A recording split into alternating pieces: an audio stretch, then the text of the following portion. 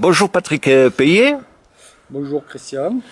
Nous nous rencontrons aujourd'hui donc dans le cadre de l'association de l'église de Cazaux de l'Arbousse pour une action qui est bien directe et bien intéressante pour les Larboussois et les Cazausois et Cazausoises, à savoir donc la restauration des fresques de Cazaux. Donc vous avez eu l'amabilité d'accepter une invitation d'Alain Daen. Monsieur Alain Daen, oui. Voilà. Et vous vous êtes proposé pour venir faire une conférence. Donc ça va être sur les mines de Crabioule. Oui, tout à fait.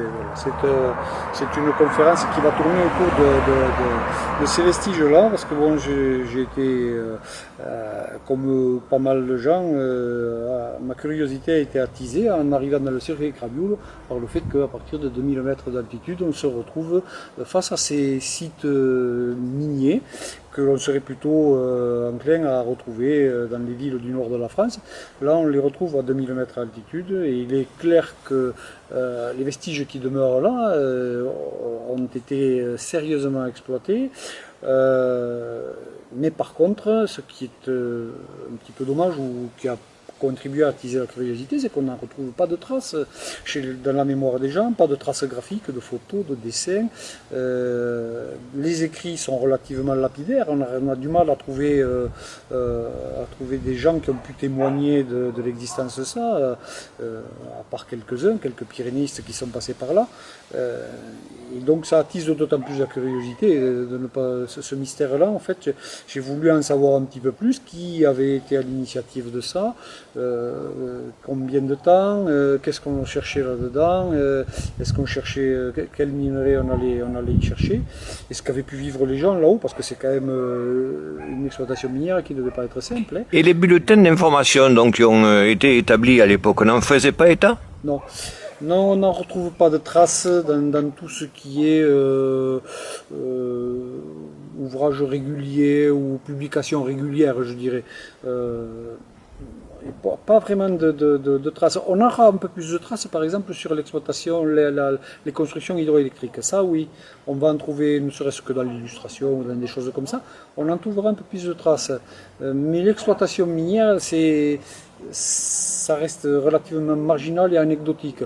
Or, si les gens ont exploité, s'il y a eu des exploitations minières, c'est qu'il y avait quand même un intérêt. Bon, on le verra, tous les intérêts étaient un petit peu mélangés, mais il est vrai que on a du mal à réellement trouver des archives, à trouver des traces picturales ou écrites. Celui qui s'est le plus penché sur la chose, c'est Maurice Gourdon. Il avait ses carnets d'ascension sur lesquels il notait scrupuleusement tout ce qu'il pouvait réaliser quand il allait faire une ascension ou une promenade. Il notait tout ce qu'il voyait. Il était curieux de tout et des nouvelles technologies, puisque c'est un mot à la mode.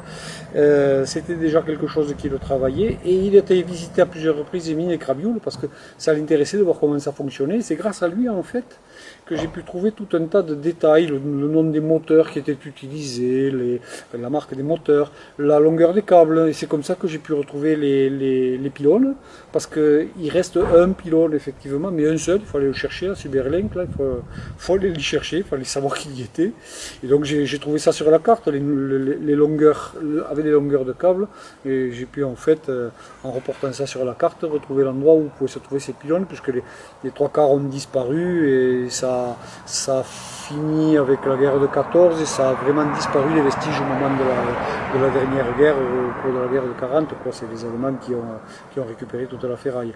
Mais c'est assez intéressant parce que ça marque aussi une période dans l'exploitation minière dans les Pyrénées, avec, j'en reparlerai au cours de la conférence, mais avec justement à la fois des scandales qui ont émaillé cette exploitation, le côté spéculatif, le côté technique aussi, et ça rejoint un petit peu tout ce qu'il y a pu y avoir un peu avant 14, la période de Jaurès, avec le syndicalisme et tout ça, dans la mesure où les mineurs, c'était quand même des gens qui étaient largement exploités, et puis bon, socialement parlant, c'était vraiment pas le dessus du panier, les pauvres. Hein.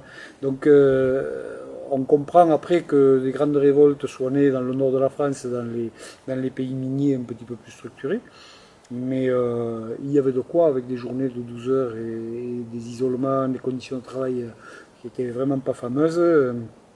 La sécurité au travail qu'on ne connaissait pas forcément, etc. etc. C'est la façon de travailler qui montre que toute cette période de 1906 à 1910, là où il y a eu toutes ces révoltes, l'émergence de gens comme Jaurès sur les mines de Casseville, c'est pas un hasard, quoi. C'est pas un hasard. C'est vraiment inclus dans cette période-là. Et les mines de Crabioul, je crois que c'est vraiment finalement d'un vestige qui attise la curiosité. Ça permet d'être mis en lien avec maintes choses et c'était très, comme sujet, c'était un sujet d'étude qui était très très intéressant. C'est vraiment polymorphe et c'était vraiment intéressant. J'ai pu aborder tout un tas de choses là qu'on verra sur le moment de la conférence, mais il y a vraiment quelque chose de très polymorphe. Ça part un petit peu dans pas mal de sens, quoi. Voilà. Bien, alors cette conférence aura lieu donc Samedi en fin d'après-midi, donc à 17h. Oui, à 17h. Oui, à 17h à l'église de Cazaux. Bien. Et donc j'espère qu'il y aura suffisamment de monde curieux de cette chose-là, parce que je me suis rendu compte que même des gens qui avaient connu ou qui étaient allés il y a des décennies, il y a même une personne là, qui est centenaire et qui m'a dit j'y suis passé, mon père m'en avait parlé, et j'ai jamais su ce que c'était. Il a 100 ans. Oui. Il a 100 ans. Donc ça veut dire que dans la mémoire des gens, beaucoup de choses ont disparu. Et on trouve très peu de traces. Très peu de traces. J'ai eu du mal vraiment à récupérer si aux archives un petit peu, mais vraiment très peu. C'est comme si quelque chose avait été c'est occulté. Ça vous paraît étonnant ou comment? Oui, ça paraît, pardon, ça paraît d'autant plus étonnant qu'il y a quand même des descendants des gens qui ont travaillé là. J'en connais. Et il y a des noms locaux, hein, des familles comme la famille Brunette, la famille Rouille, il y a des gens qui ont travaillé là-dedans et qui ont des descendants. La commune de Cazaux. La commune de Cazaux, en fait, c'est sur Et c'est là que les anciens, vous les avez peut-être rencontrés, vous avez essayé de... Non, sur Cazaux, non, parce que réellement, en fait, l'exploitation de ces mines-là a été principalement par des ouvriers qui étaient espagnols. Bon, il y a une raison là, dans laquelle je rentrerai un petit peu plus en détail, qui est celle qu'ils avaient aussi des mines de leur côté et ils ont participé à l'exploitation minière sur leur versant. Ils sont venus après en France. Souvent, certains étaient employés comme bergers, ça ne les satisfaisait pas et ils ont trouvé un travail qui peut-être leur était plus rémunérateur ou plus constant, tout au moins dans les mines. Toujours est-il qu'il y avait surtout des Espagnols et donc peu de gens de ces communes environnantes, là, que ça soit, parce que c'était à cheval sur Cazaux et Castillon, puisque la mine elle-même était sur Cazaux. Mais par contre, comme ils avaient installé un câble, que le câble il avait besoin d'une certaine pente, l'arrivée du câble avec les grands murs de la laverie que l'on voit encore actuellement était sur la commune de Castillon. Donc c'est à cheval sur les deux.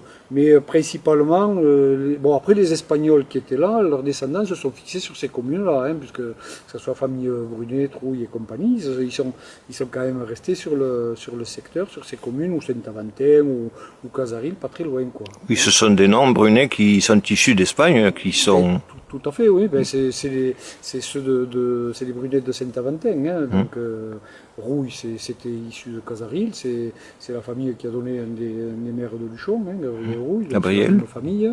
Donc, ce sont des noms locaux, quoi. Mais eux n'avaient que les postes les plus intéressants, chef d'équipe ou administrateur, mais les ouvriers eux-mêmes, j'ai retrouvé ça parce que les accidents de travail étaient obligatoirement consignés à la commune à cette époque-là.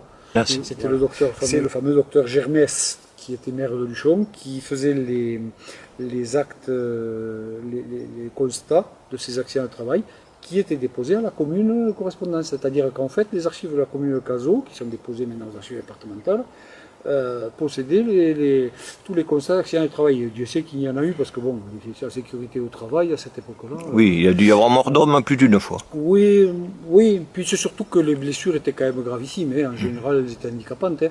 Donc, avec ça, on arrive à retrouver tous les noms des gens qui ont pu participer à cette exploitation minière.